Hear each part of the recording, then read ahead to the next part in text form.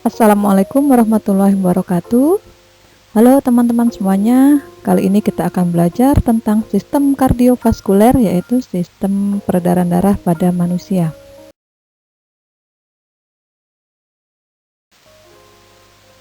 Sistem kardiovaskuler merupakan kumpulan organ yang saling bekerja sama untuk melakukan sebuah fungsi, yaitu fungsi transportasi di dalam tubuh manusia.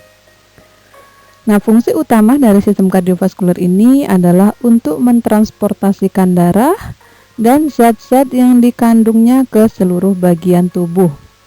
Misalnya ada nutrisi, oksigen, hormon-hormon, zat kekebalan tubuh atau antibodi, zat sisa metabolisme, dan zat-zat lain yang diperlukan oleh tubuh. Sistem kardiovaskuler terdiri dari organ jantung dan pembuluh darah. Jantung terletak di rongga dada atau kafum toraks dan cenderung terletak di sisi kiri. Jantung dikelilingi oleh pembuluh darah besar dan organ paru, dan timus di bagian depannya.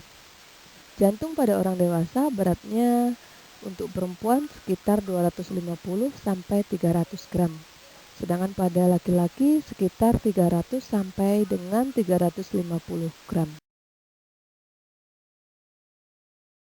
Jantung memiliki 4 ruangan yang dipisahkan oleh sekat-sekat. Ruangan-ruangan itu adalah ada atrium dextra, ya, artinya serambi kanan.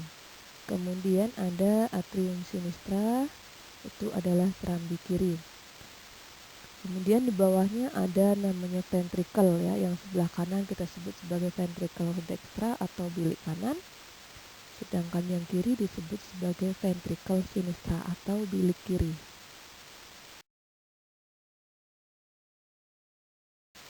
Di antara 4 ruangan yang tadi kita sebutkan, terdapat katup-katup yang menghubungkan antar ruangan tersebut.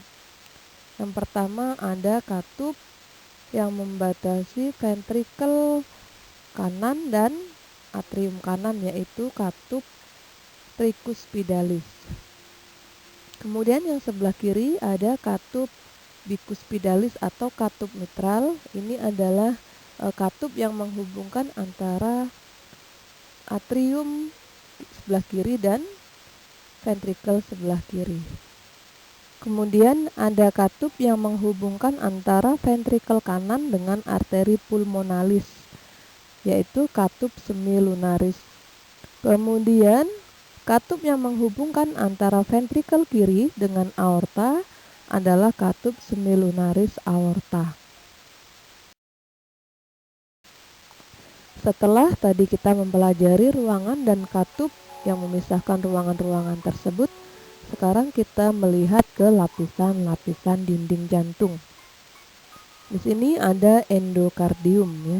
Endokardium merupakan lapisan yang terdalam dari dinding jantung. Di sini ada endotel dan jaringan ikat subendotel. Juga ada lapisan otot tipis. Kemudian lapisan yang tengah-tengah ada namanya miokardium. Ini adalah lapisan yang paling tebal. Lapisan ini berotot, ya. Kemudian yang ketiga, ini lapisan terluar ada namanya epikardium, ya. Lapisan luar atau pelindung. Pembuluh darah merupakan organ yang terlibat di dalam sistem kardiovaskuler. Pembuluh darah ini ada beberapa bagian. Yang pertama ada namanya kapiler. Kapiler ini disebut juga sebagai pembuluh darah tepi. Di kapiler darah inilah nantinya banyak proses yang terjadi di sana. Di antaranya adalah sebagai tempat pertukaran nutrisi. Kemudian yang kedua juga sebagai tempat pertukaran oksigen dan karbon dioksida. Tempat pertukaran hormon-hormon dan zat-zat metabolit lainnya. Kemudian yang kedua ada pembuluh darah arteri. Pembuluh darah arteri ini adalah pembuluh darah yang mengalirkan darah dari jantung ke seluruh tubuh. Biasanya pada pembuluh darah arteri ini mengandung banyak oksigen dan zat-zat nutrisi yang diperlukan tubuh ya. Kemudian yang ketiga ada pembuluh darah vena. Pembuluh darah ini disebut juga sebagai pembuluh darah balik, di mana pembuluh darah ini membawa darah kembali menuju jantung ya. Jadi dari seluruh tubuh dikembalikan lagi menuju jantung. Pada pembuluh darah vena ini dia membawa darah yang mengandung karbon dioksida, kemudian mengandung zat-zat sisa metabolisme. Kemudian yang terakhir ada bagian dari pembuluh darah ya. Ini dinding pembuluh darah. Di mana dinding pembuluh darah ini ada beberapa bagian juga ya. Yang pertama ada tunika intima, kemudian yang kedua ada tunika media dan ada tunika adventitia. Pembuluh darah mengangkut nutrisi ke organ atau jaringan dan juga mengangkut zat sisa atau limbah dari organ atau jaringan ke dalam darah. Tujuan utama dan peran penting pembuluh darah adalah partisipasinya dalam mengoksigenasi tubuh. Darah terdeoksigenasi dari vena perifer diangkut kembali ke jantung, dari kapiler ke venula, ke vena, ke sisi kanan jantung, dan kemudian ke paru-paru. Di paru-paru inilah terjadi proses oksigenasi. Darah teroksigenasi dari paru-paru diangkut ke sisi kiri jantung menuju aorta. Kemudian ke arteri, arteriol, dan terakhir kapiler, tempat di mana terjadinya pertukaran nutrisi. Di sini terjadi bongkar muat oksigen dan nutrisi ya di kapiler ini. Selain kapiler, pembuluh darah semuanya terdiri dari 3 lapisan. Lapisan luar disebut sebagai adventitia. Ini merupakan yang memberikan dukungan secara struktural dan bentuk. Kemudian lapisan tengah ada tunika media, terdiri dari jaringan elastis dan otot yang mengatur diameter internal pembuluh darah.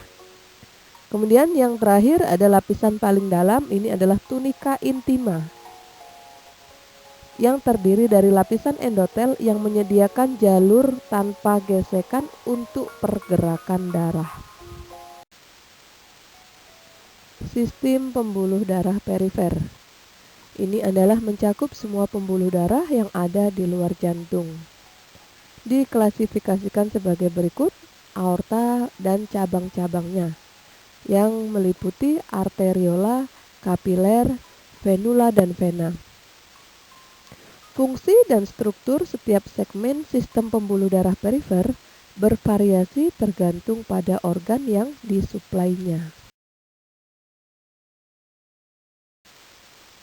Arteri memainkan peran utama dalam memberi nutrisi pada organ di seluruh tubuh. Arteri ini selalu berada di bawah tekanan tinggi karena langsung dipompa dari jantung. Untuk mengakomodasi stres ini, arteri memiliki banyak jaringan elastis dan lebih sedikit otot polos. Adanya elastin di pembuluh darah besar memungkinkan pembuluh darah ini bertambah besar dan mengubah diameternya. Ketika arteri mencapai organ tertentu, arteri tersebut akan mengalami pembelahan lebih lanjut menjadi pembuluh darah yang lebih kecil, yang memiliki lebih banyak otot polos dan jaringan yang kurang elastis. Arteri terdiri dari 3 tipe. Yang pertama, arteri yang elastik, ini biasanya arteri yang besar. Yang kedua, arteri muskular atau otot, ini berukuran medium. Dan yang ketiga, arteri yang kecil ya, atau arteriola.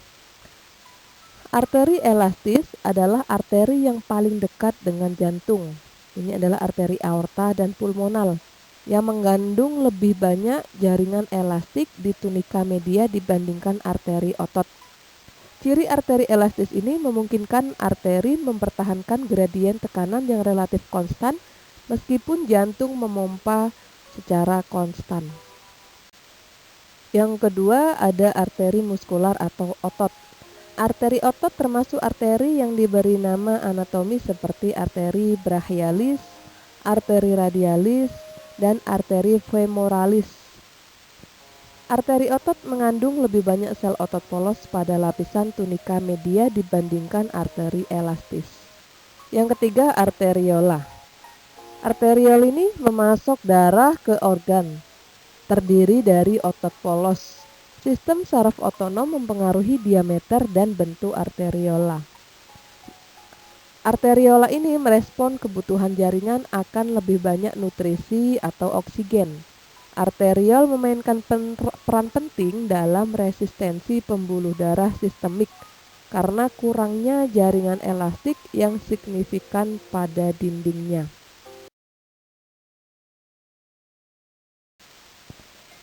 Kapiler. Kapiler merupakan penghubung antara arteriola dan venula. Kapiler merupakan pembuluh berdinding tipis yang terdiri dari satu lapisan endotel. Karena berdinding kapiler yang tipis, pertukaran nutrisi dan metabolit terjadi terutama melalui difusi. Lumen arteriola mengatur aliran darah yang melalui kapiler. Di antara 4 ruangan yang tadi kita sebutkan, terdapat katup-katup yang menghubungkan antar ruangan tersebut. Yang pertama ada katup yang membatasi ventrikel kanan dan atrium kanan, yaitu katup tricuspidalis. Kemudian yang sebelah kiri ada darah mengalir dari venula ke vena yang lebih besar.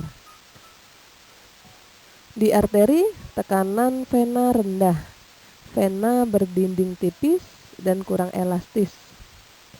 Fitur ini memungkinkan vena menahan persentase darah yang sangat tinggi dalam sirkulasi.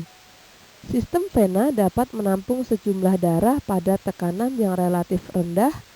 Suatu fitur ini yang disebut dengan kapasitansi tinggi. Pada suatu saat, hampir 3/4 volume darah yang bersirkulasi berada di sistem vena.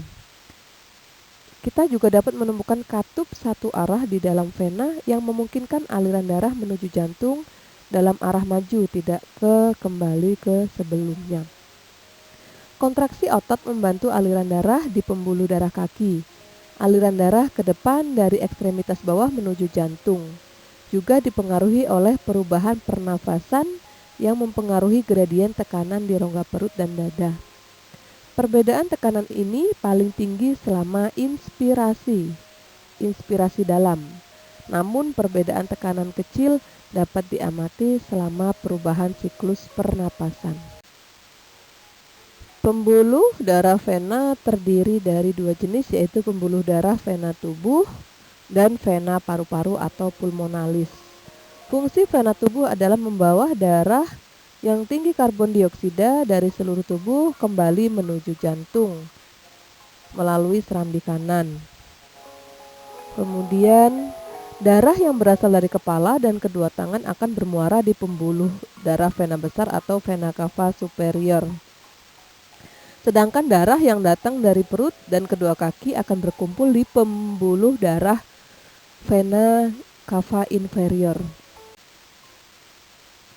Sedangkan pembuluh vena pulmonalis ini berfungsi untuk membawa darah dengan kandungan oksigen yang tinggi dari paru-paru menuju ke jantung.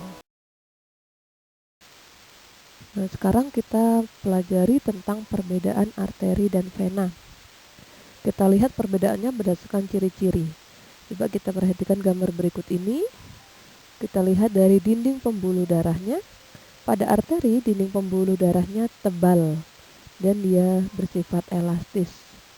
Pada pembuluh darah vena, pembuluh dindingnya lebih tipis dan tidak elastis seperti pada arteri. Yang kedua, kita lihat dari aliran darahnya. Pada arteri, aliran darah berasal dari jantung menuju ke seluruh tubuh. Sebaliknya, pada vena, aliran darah dari organ atau dari seluruh tubuh kembali menuju jantung. Perbedaan yang ketiga berdasarkan letaknya. Pada arteri terletak di dalam jauh dari permukaan kulit. Sedangkan pada vena dia lebih dekat dengan permukaan kulit, sehingga beberapa vena bisa kita raba dan kita lihat ya tampak di permukaan kulit. Perbedaan yang keempat, kita lihat dari kecepatan aliran darahnya. Pada arteri, aliran darahnya cepat karena dia dipompa langsung dari jantung untuk menuju seluruh tubuh. Sedangkan pada vena, dia aliran darahnya lambat ya, karena dia mengembalikan darah dari seluruh tubuh untuk menuju jantung. Perbedaan yang kelima berdasarkan denyutannya. Pada arteri, denyutan bisa kita raba. Kemudian kalau pada vena, denyutan tidak teraba. Perbedaan yang keenam berdasarkan dari katupnya. Pembuluh darah arteri hanya memiliki satu katup yang berada di dekat jantung, yaitu katup semilunaris aorta. Sedangkan pada vena memiliki banyak katup di sepanjang pembuluh darah. Untuk menjaga agar darah tetap mencapai seluruh bagian tubuh secara terus-menerus, maka jantung sebagai pompa harus berdenyut secara terus-menerus pula.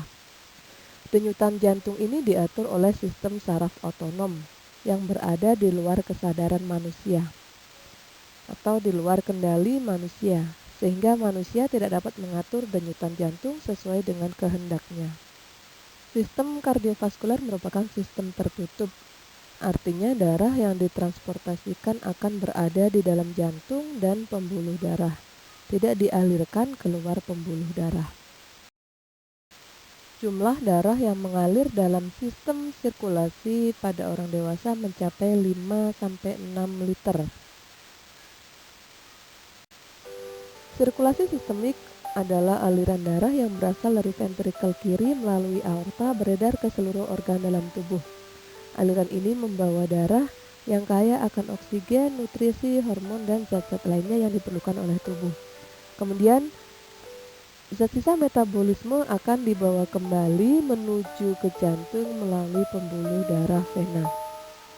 Sedangkan sirkulasi pulmonal adalah sistem vaskuler berasal dari ventrikel kanan yang memompa darah menuju paru-paru.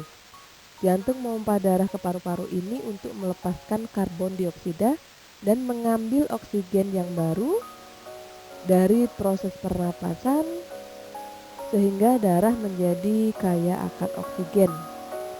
Darah yang kaya akan oksigen ini akan ditujukan kembali menuju jantung ke serambi kiri jantung melalui vena pulmonalis.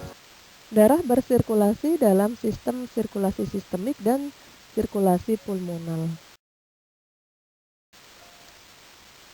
Darah memasuki jantung melalui dua vena besar, yaitu vena cava inferior dan vena cava superior. Darah ini minim akan oksigen. Dia dari tubuh masuk ke atrium kanan jantung. Setelah itu atrium berkontraksi dan darah akan mengalir ke ventrikel kanan melalui katup tricuspidalis yang terbuka. Selanjutnya, darah dari ventrikel kiri dialirkan melalui katup semilunaris aorta ke aorta dan dialirkan ke seluruh tubuh. Dari ventrikel kanan, darah akan dipompa menuju paru-paru melalui katup semilunaris pulmonalis. Darah di paru-paru akan melepaskan karbon dioksida dan mengambil oksigen yang baru dari paru-paru. Kemudian darah yang sudah teroksigenasi tadi dari paru-paru akan menuju ke atrium kiri jantung, kemudian ke ventrikel kiri jantung melalui katup bicuspidalis. Darah yang diedarkan ke seluruh tubuh ini membawa oksigen, nutrisi, hormon, dan zat-zat yang diperlukan oleh tubuh. Kemudian setelah mengedarkan sari-sari tersebut, dia akan dikembalikan menuju jantung melalui pembuluh darah vena dengan membawa zat sisa metabolisme seperti karbon dioksida. Darah ini masuk ke jantung melalui dua vena besar, yaitu vena cava superior atau vena cava inferior. Setelah darah masuk ke jantung kembali, maka darah akan melalui siklus yang sama dengan seperti sebelumnya. Begitu seterusnya siklus yang terjadi di dalam tubuh manusia. Ya, itu tadi pembelajaran kita tentang sistem kardiovaskuler. Semoga bermanfaat. Terima kasih. Assalamualaikum warahmatullahi wabarakatuh.